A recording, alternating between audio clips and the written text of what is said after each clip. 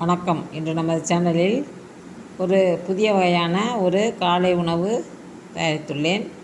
இது குழந்தைகளாக இருப்பின் வாரத்தில் எல்லா நாட்களிலுமே இதை கொடுக்கலாம். பள்ளி செல்லும் சிறுவர்கள் சாப்பிடுவதில்லை. ஆகவே இதை கொடுத்தீர்களானால் அவர்கள் நாள் முழுவதும் சுறுசுறுப்பாக இருக்க பயன்படும். இது என்னென்னவென்றால் செவ்வாழைப்பழம், தேங்காய், பாதாம் பிசின் நைட்டே ஊற வைத்த பாதாம் பிசின். குழந்தைகள் இருப்பின் நாட்டு சர்க்கரை கலந்து கொடுக்கலாம். இதனுடைய பயன்கள் என்று எடுத்துக்கொண்டோமானால் சர்க்கரை நிறைந்த உணவு, ஆகவே சுறுசுறுப்பாக இருக்கும். பொட்டாசியம் இருப்பதனால் இதயம் பலம் பெறும்.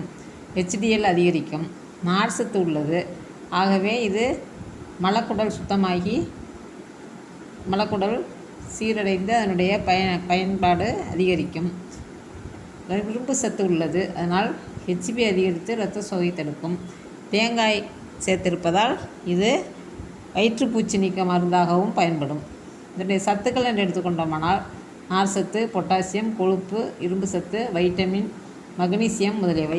சர்க்கரை நோயாளிகள் இதை சாப்பிடுவீர்களானால் காலையில் எப்பொழுதும் போல் ஒரு 9 மணிக்கு சாப்பிட்டுட்டு மாத்திரை மருந்துகள் சாப்பிட்டு திரும்பி ஒரு 4 மணி நேரத்துக்கு எதுவும் சாப்பிடாமல் இருந்தால் நல்லது.